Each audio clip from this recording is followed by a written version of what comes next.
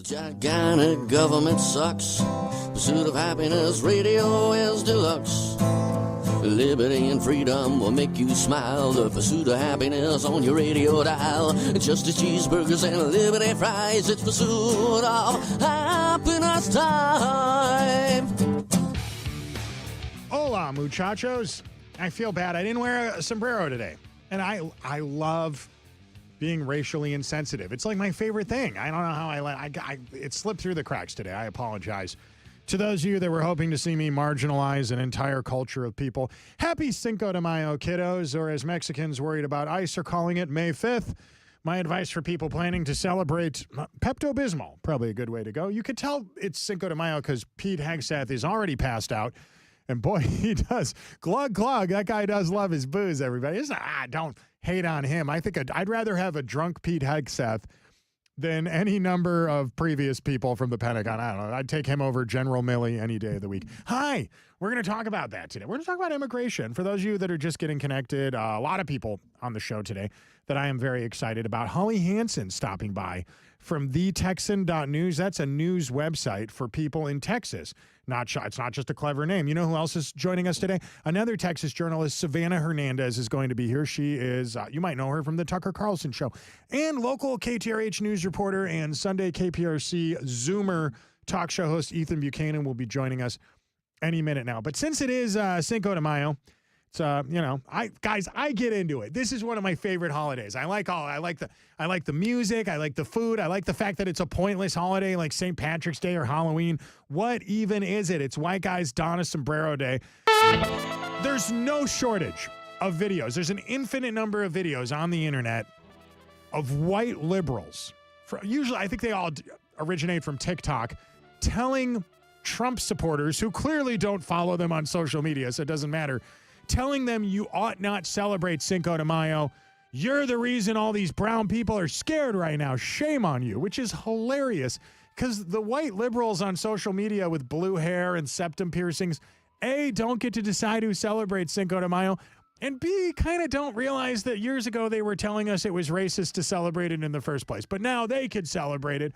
What even are the rules? Nobody knows. And why do they hate Trump so much over his position on, well, obviously not Cinco de Mayo, but immigration? That's what this all stems from.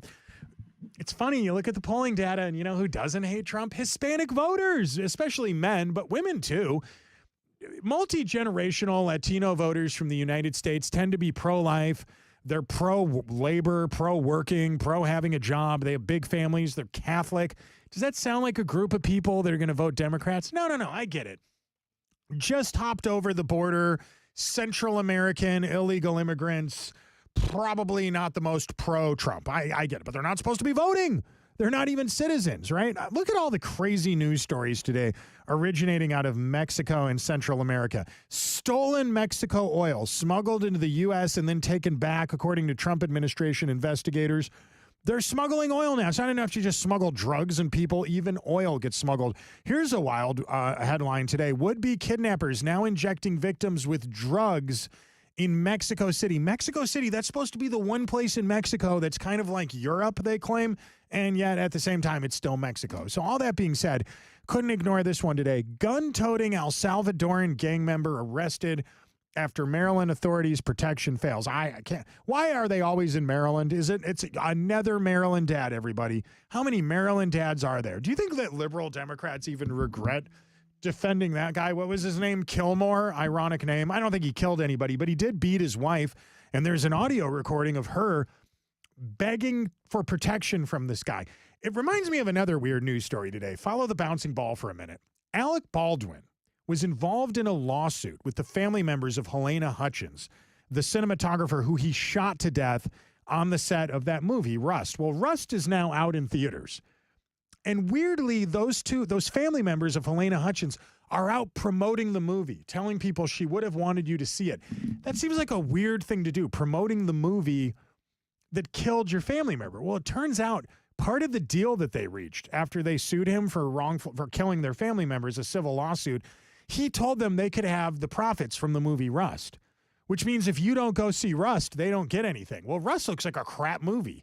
Alec Baldwin thought he could do a cowboy movie because Kevin Costner was the star of Yellowstone. No, people in Texas and Wyoming, and they don't like Alec Baldwin. Nobody believes he's a cowboy. Anyway, if you don't go see Rust, it's hurting Helena Hutchins' family today. And that reminds me of the wife of Maryland Dad. The wife of Maryland Dad is now saying, keep him in the country. Why would she say that? This guy beats you all the time. There's an audio recording of you begging law enforcement in America to protect you from this guy that was seen on camera purportedly smuggling humans across state lines, going back and forth from Tennessee to Missouri to Maryland in a car filled with 9 migrants. Like this, hanging out. If this was a RICO case, his association with MS-13 gang members would have had him in jail a year ago. I don't like RICO laws, but they exist. I don't get to decide that.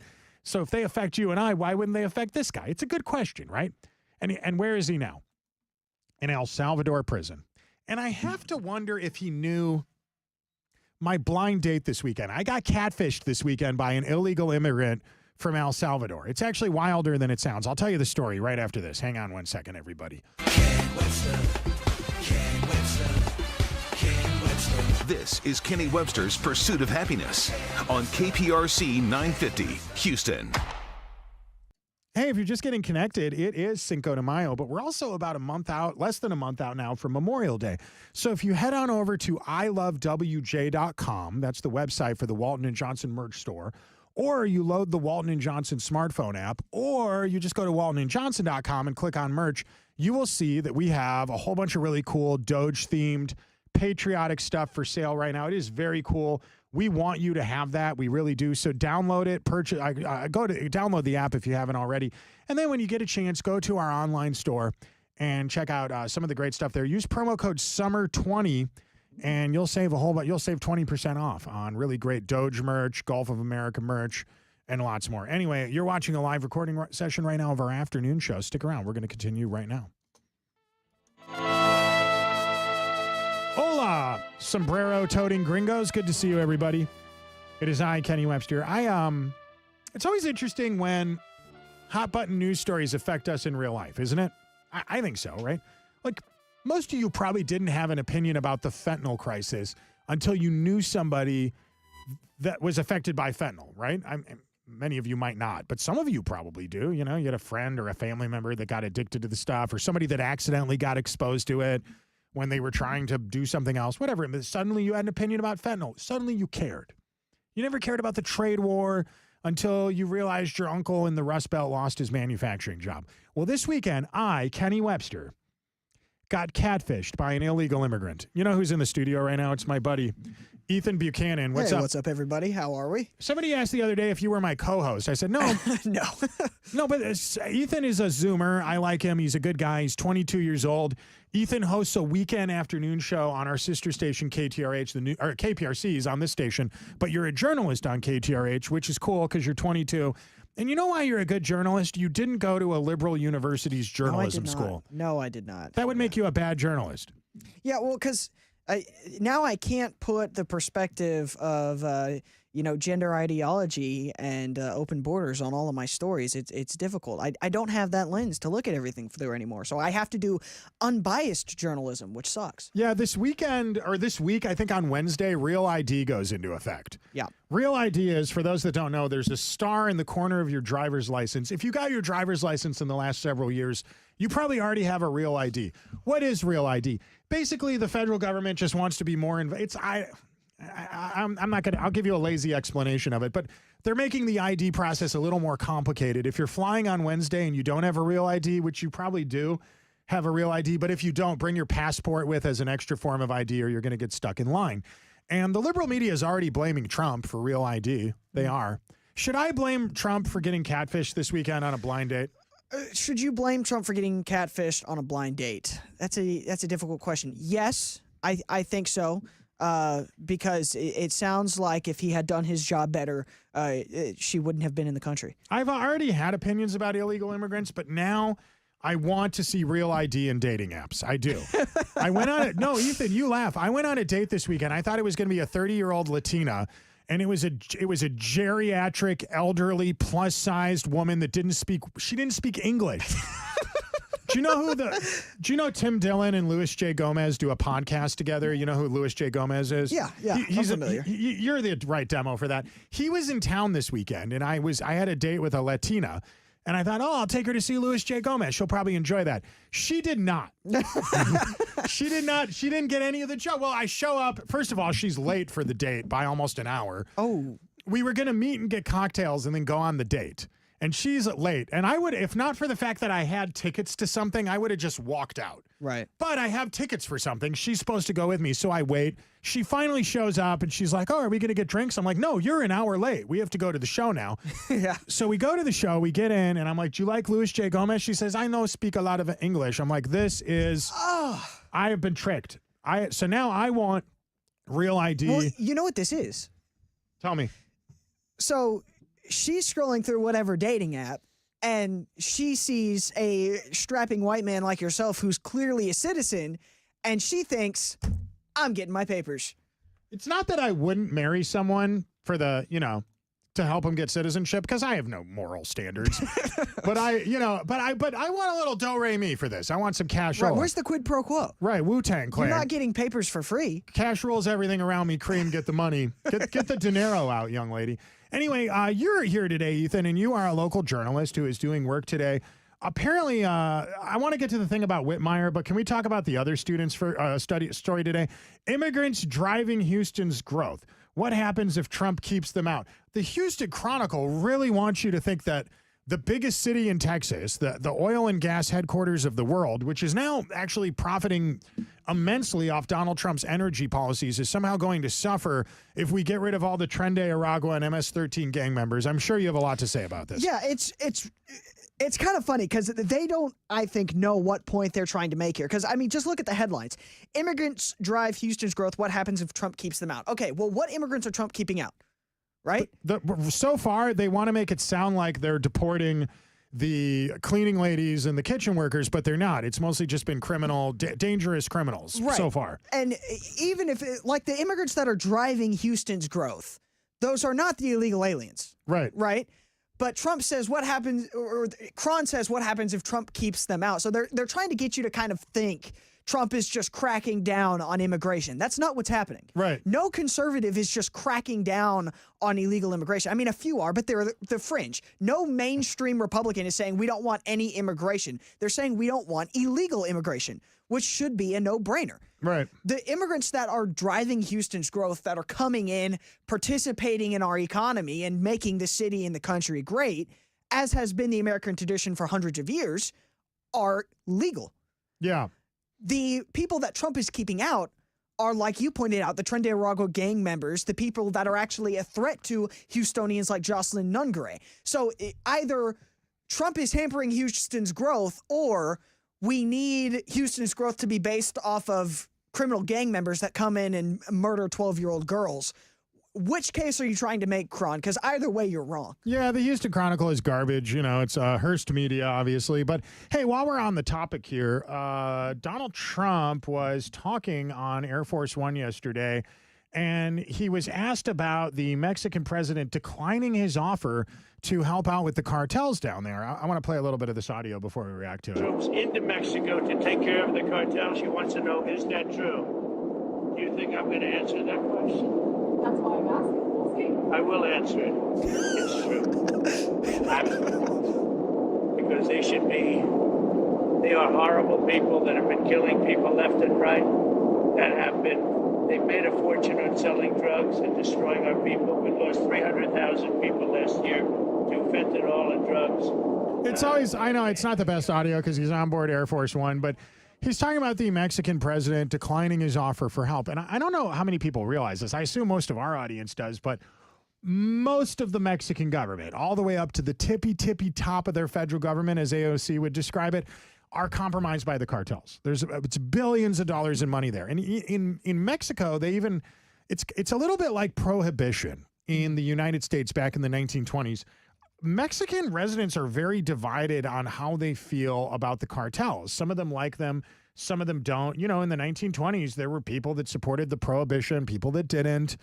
It's politically, it's a little different down there. In America, it's left versus right. Down there, it's pro-cartel versus anti-cartel, to the point where even one of their most popular music genres, narco corrido, they're called drug ballads. It's a subgenre of Mexican corridos, narrative ballads, basically. And if you hear this music in Mexico and you don't speak Spanish, you wouldn't think much of it. It would sound like the music you'd hear in the background at a Chili's or at a Tex-Mex restaurant, like polka, waltz, tuba, trombone music. But they're singing about narrative ballads, telling stories about how great the cartel leaders are. It's almost kind of like Mexican gangster rap, but it wouldn't sound that way to you and I. We would just think of it as the music we'd hear at a resort. Yeah, and I mean, it kind of makes sense because Mexico, on average, is a very poor and disorderly country. So if you have, any group at all, even if they're a cartel coming in and saying, hey, we're going to establish order and some form of opportunity, maybe that order is, aside from all the gangs killing everybody all the time, the cartel runs this area, and now I have the opportunity to advance through the cartel. Well, that's better than nothing to a certain extent for some people. So, yeah, I love the cartels. They're great. They gave me a job. Yeah, it's, Bukele, the leader of El Salvador, was talking about this recently. There are people in academia, there are people in the streets of some of these big cities that will argue you can't just remove the criminal element. And you're like, well, why not? Are you afraid of them? They say, no, it'll damage the economy. These are the only people feeding the poor. These are the only people building the orphanages. These are the only people funding the schools. It's like, well, hang on a minute. They're the only people doing that because we're allowing them to go out and commit crimes and basically enslave everybody. People make this argument is like, all right, too much anarchy leads back to authoritarianism. Well, that's true. Yeah. If you go far enough in any direction politically on the political spectrum, left versus right, you end up in the same place. It's a horseshoe theory. Right. You go too far into anarchy, you end up in authoritarianism. You go too far into authoritarianism, you end up in anarchy. Go too far into communism, you end up in fascism. Too far into fascism, and so on and so forth. I don't know why people think you can't just remove the criminal element and society will somehow fail because of that. Bukele already proved that wasn't true. But all that being said, on that point, I want to end this conversation on this note right here. There is one group of people that seems to love the cartels even more than the poor people in Mexico, and these little villages seem to love them, and that is CNN. Over the weekend, CNN interviewed one of these. I don't know if what exactly this guy's role was in the cartels. By the way, people always go, it's the cartel. Well, there's multiple cartels: Sinaloa, Los Zetas, a Gulf cartel, and they don't all get along with each other. But a cartel-connected gunman was interviewed on CNN this weekend, and they were basically trying to bait the guy into making Trump bad while simultaneously making this guy that murders people look like a hero. Watch what happened with the CNN journalist. It did not end well. According to the Trump administration, you are a terrorist. I mean, the cartels have been labeled a foreign terrorist organization. What do you make of that? Before he answers the question, she says, according to the Trump administration. No, according to reality, they're terrorists. These people blow up newspapers. They murder journalists. They behead journalists. If this woman was a Mexican journalist instead of an American journalist and she was living at the border in Mexico, she would be terrified for her life. They would be blackmailing her all the time. One of her family members would be locked in a crate, a shipping crate somewhere.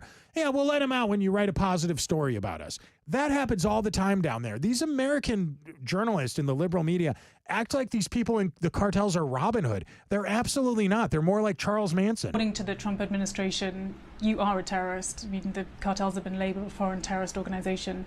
What do you make of that? Está fea la situación, ¿verdad? Está fea la situación, pero pues de todos modos tenemos que comer. What's your message to Donald Trump if he's watching this? Mi respeto, él tiene que I'm sorry, I should have been translating this because it's in Spanish and it just occurred to me not everybody could see the what he's saying is this. He's saying, my respect, according to him, he's looking out for his people. But the problem is the consumers are in the United States. If there weren't any consumers, we would stop. So what he's saying is the whole reason that we sell drugs in America is because Americans want to buy drugs. If they didn't buy drugs, we wouldn't sell it to them. But the other thing that makes this soundbite so interesting, or video for those of you watching us on social media and not listening on the radio, is this guy is actually admitting out loud, even though this liberal CNN journalist hates Trump, he doesn't hate Trump. He has nothing but respect for Trump. I got a funny feeling here. He probably didn't feel the same way about the Biden administration. Pursuit of Happiness Radio. This is Kenny Webster's Pursuit of Happiness on KPRC 950, Houston. Hey, there's a few hundred people watching us right now on social media, and I'm not going to stay here for too long, but I always love this. Most people don't watch us on Twitter, or YouTube, excuse me. I have barely any YouTube followers, but we have a troll on YouTube. He says, shouldn't you be blaming Trump for pumping a meme stock to the American public and then rug pulling? I don't know. I didn't buy the stock. I don't care. I think most people, by the way, the meme stock they're talking, he sold a meme or NFTs. Is that what it was? Unlike Hawk Tua or other celebrities that have done this, most of the people that bought that meme stock that you're pretending to be mad about, I know you don't actually care, weren't actually buying a meme stock. They were making a donation to Trump. It was like the equivalent of going to PBS's website and buying a shirt. And they didn't really want the shirt. They just wanted to give money to PBS. Unrelated, Trump's now defunding PBS, which I think is great. And then the follow-up to this, I was telling a story earlier about my illegal immigrant date. This guy goes, don't believe this dude. He's never been on a date. Fine, I've never, okay, fine. Yes, notoriously single, Kenny Webster. Yeah, that's what it is, right. Okay, fine, okay. Let's see, Kevin on X says, no mas, Taco Bell. Kill me or die on YouTube says, Gunner Strong on. Good to see you, bro. On Facebook, Dita Briono says, good morning, homies. Simon says, agreed. Thank you. Linda says, hello from somewhere in Texas, 73 degrees, hoping for a bit of rain. Linda says, nice to see you with Peyton and Prather a couple weeks ago. Yeah, I'm going back there at the end of the month. For those of you that enjoy our stand-up comedy shows, we will be back in South Louisiana and Mississippi. We're going to Jackson, Metairie, and somewhere else. I forget where, Mandeville, or I don't know if that's like the same place. But check out my YouTube or my X account for a link to that if you want tickets. That's not going to be a political show. It's more like relationships and dating, which apparently I don't do. Dita says CNN should be shut down and jailed. They've done so much more crime. It shouldn't matter that they have cartel money thrown in the hole. Thank you so much. I got to run. I got to do something else off the air here in just a minute. But before I do, Ethan, why don't you tell people where they can find you at? Yeah, listen, the next-gen report, wherever you get your podcasts, we do a Monday episode, and then we do a Wednesday episode as well. And, of course, that Monday episode is actually a rebroadcast of our Sunday evening show, which airs at 7 on AM 950 KPRC. You can listen on the radio anywhere in Houston or on the free iHeartRadio app. Just search AM 950 KPRC. And it'll pop right up. And of course, on X @ Ethan Buchanan, Buchanan. Look, I know I'm not like the biggest talk show host in America, but I am one of the biggest morning co-hosts and producers and podcasters, specifically doing regional stuff in the South. And you know, most of you know that. I only say that to make this point. If you guys like me or the Walton and Johnson Show or Pursuit of Happiness Radio or anything, I'm a big fan of this kid right here. Ethan's a good guy. I think Ethan's going to be a big deal someday. Ethan, I'm trying to give Ethan I'm sorry. He didn't see me there. Ethan, I appreciate you. Thanks for coming by. We'll be back tomorrow and later on. Thanks for watching, everybody. Retweet this video if you don't mind. Share it with your friends. Tell your buds. Tag everybody.